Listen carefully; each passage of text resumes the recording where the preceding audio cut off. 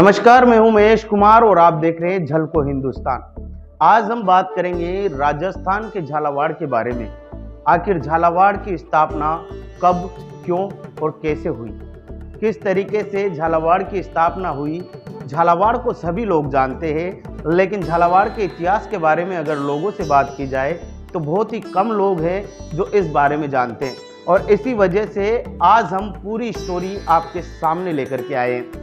पूरी जानकारी देने के लिए हमारी टीम ने ललित जी शर्मा, जो कि राजस्थान के झालावाड़ जिले के इतिहासकार हैं, उनसे बात की और उन्होंने काफ़ी महत्वपूर्ण जानकारियां झालावाड़ के बारे में हमें बताई। तो आइए देखते हैं इस पूरी स्टोरी को। आज हम ललित जी सर से जानेंगे झालावाड़ के इतिहास के बारे में। जैसा कि 8 अप्रैल को झालावाड़ की जो स्थापना हुई थी वो कौन से सन में हुई थी, और झालावाड़ के बारे में और भी जानकारियां हम लेंगे। तो आइए बात करते हैं इनसे। सर, झालावाड़ की जो स्थापना है वो कब हुई थी?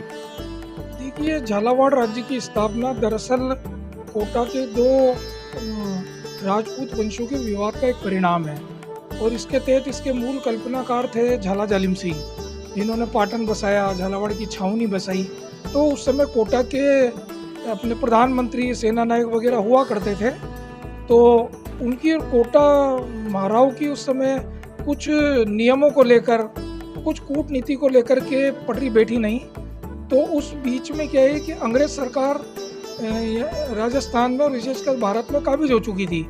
तो जो भी मध्य सलाह होती थी वो अंग्रेजों के माध्यम से होती थी। तो इन झाला जालिम सिंह जी और कोटा के जो महाराव थे, उनके बीच में जब ये विवाद हुआ, तो विवाद होता होता क्योंकि दिल्ली तक गया, तो अंग्रेज झाला जालिम सिंह की बुद्धि, चातुर्य और कूटनीति से बहुत ज़्यादा प्रभावित थे। तो उन्होंने बीच का रास्ता निकाल करके और कोटा राज्य का अधिकांश जो भाग था वो झालावाड़ राज्य को दिया, और इसके तहत एक संधि की गई। वो संधि 8 अप्रैल 1838 को हुई, और उसी तिथि को मान करके हम झालावाड़ राज्य का स्थापना दिवस मनाते हैं।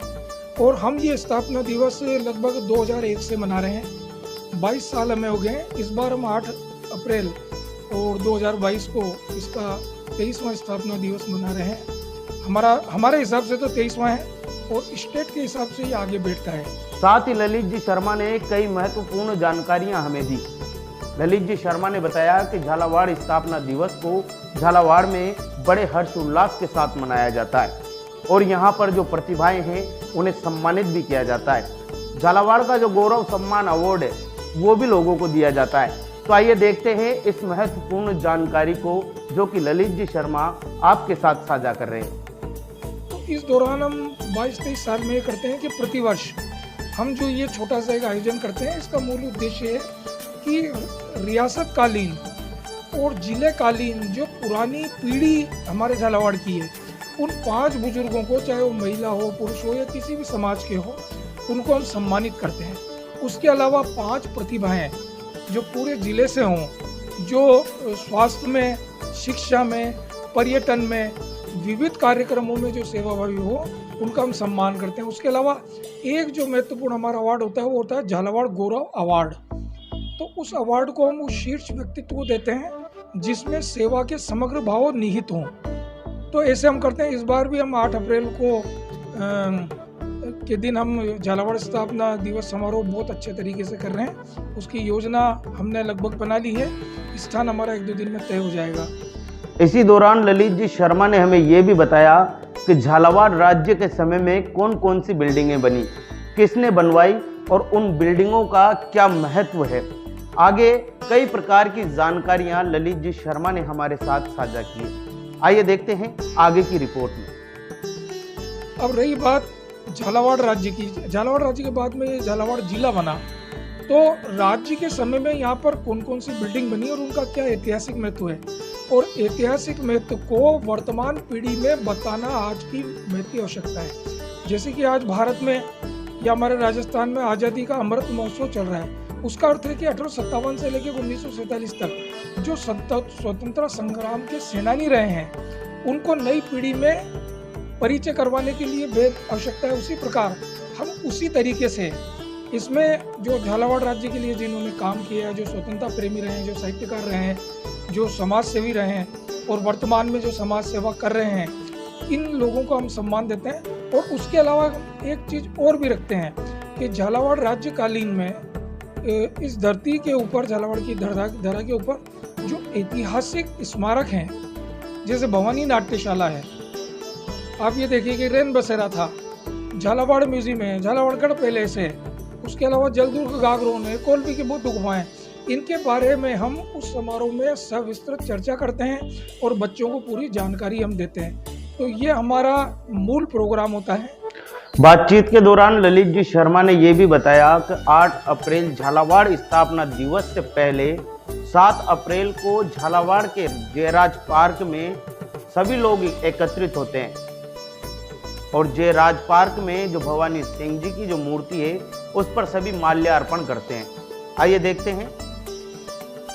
और उसके पहले 7 तारीख को हम जो स्थानीय जयराज पार्क हैं, जयराज पार्क में महाराजा भवानी सिंह जी की मूर्ति है, उस पर हम लोग अनेक लोगों के साथ में माल्यार्पण करते हैं, क्योंकि भवानी सिंह जी इस झालावाड़ राज्य के शिल्पकार थे। उन्होंने साहित्य, शिक्षा, समाज और हर युग में, मतलब हर टॉपिक के ऊपर झालावाड़ को आगे बढ़ाया और झालावाड़ को एक नया स्वरूप दिया, इसलिए उनको भी हम नमन करते हैं।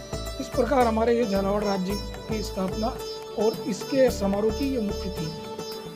साथ ही ललित जी शर्मा ने झालावाड़ की राष्ट्रीय धरोहरों के बारे में भी बताया। सबसे पहले उन्होंने हमें जानकारी दी रेन बसेरे के बारे में।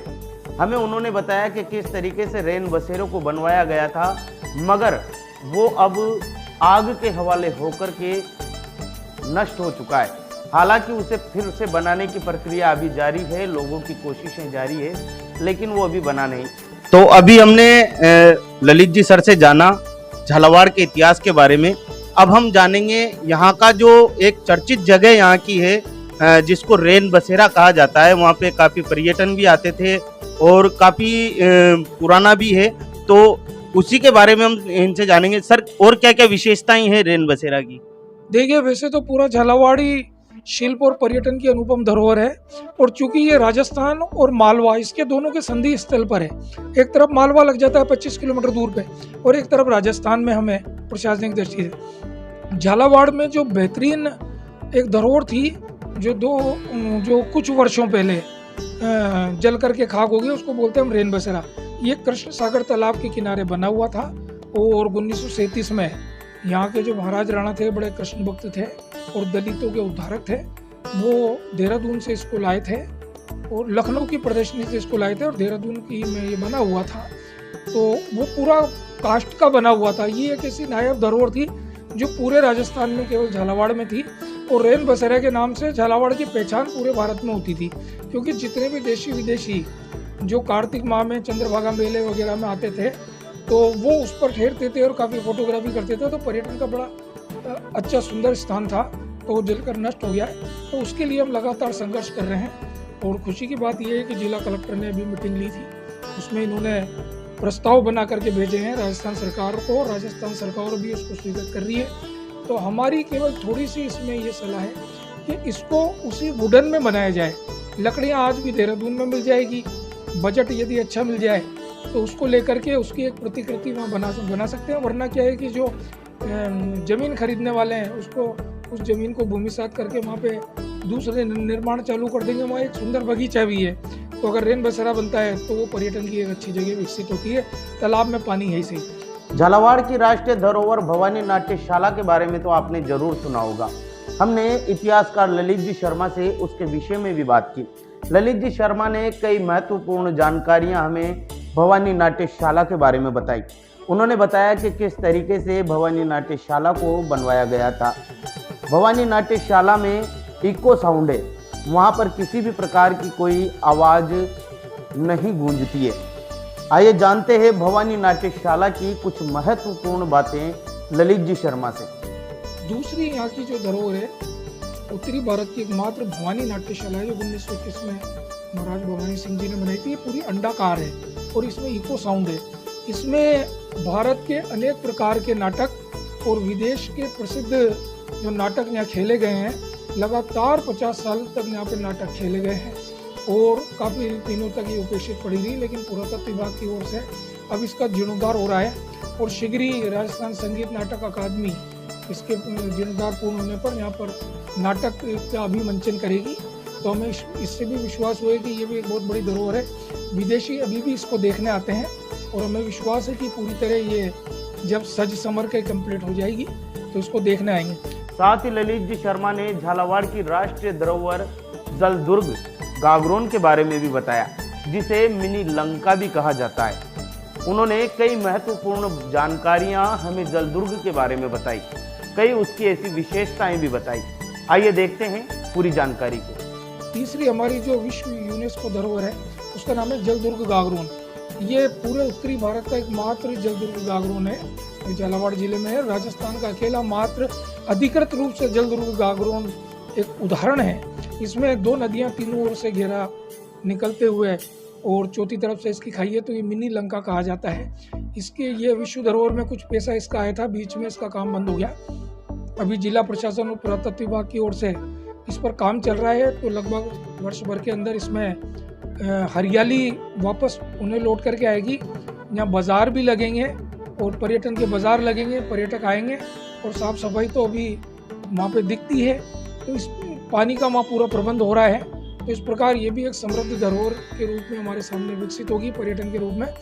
इसके साथ ही हमें राजकीय संग्रहालय झालावाड़ के बारे में भी पता चला।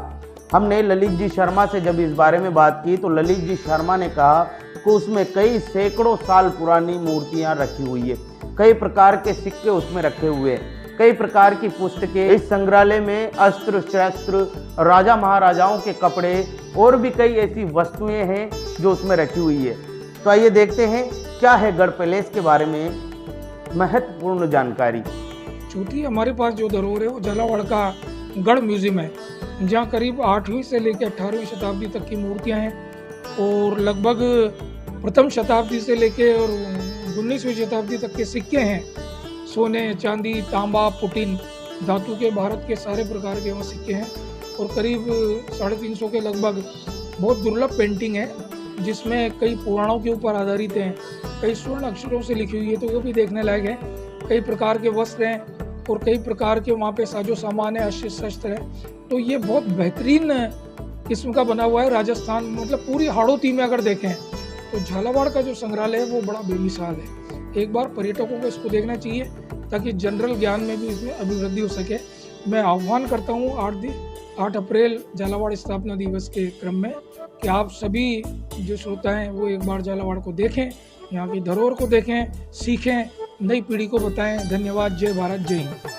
ये थी महत्वपूर्ण जानकारी झालावाड़ के इतिहास के बारे में जो हम आपके साथ साझा कर रहे थे और हमारा सहयोग कर रहे थे ललित जी शर्मा, जो कि झालावाड़ के इतिहासकार हैं और बहुत ही अच्छी जानकारी उन्होंने हमारे चैनल के माध्यम से आप तक पहुंचाई। आप भी अगर झालावाड़ कभी घूमने आओ तो इन राष्ट्रीय धरोहरों को देखना ना भूलें। जलदुर्ग जो कि मिनी लंका कहा जाता है, उसके बारे में हमने काफ़ी महत्वपूर्ण जानकारियाँ ली। गढ़ प्लेस के बारे में हमने जाना, भवानी नाट्यशाला के बारे में हमने जाना, जयराज पार्क के बारे में हमने जाना, रेन बसेरे के बारे में हमने जाना और ये सारी की सारी महत्वपूर्ण जानकारियाँ हमारे साथ साझा कर रहे थे ललित जी शर्मा। फिलहाल आज के लिए बस इतना ही। बाकी देश और दुनिया की तमाम खबरों के लिए बने रहिए हमारे साथ और इसी तरह की अगर आप वीडियो चाहते हैं, इसी तरह की महत्वपूर्ण जानकारियां आप हमसे चाहते हैं तो कमेंट में ज़रूर बताएं। वीडियो को लाइक करें, चैनल को सब्सक्राइब कर लें और बेल आइकन दबाना ना भूलें, क्योंकि अगली वीडियो जब हमारी आएगी तो वो आपके तक कैसे पहुंचेगी। तो बेल आइकन दबा दीजिए ताकि अगली वीडियो आते ही आपको नोटिफिकेशन मिल जाए कि हमने कुछ नया हम आपके लिए लेकर के आए हैं।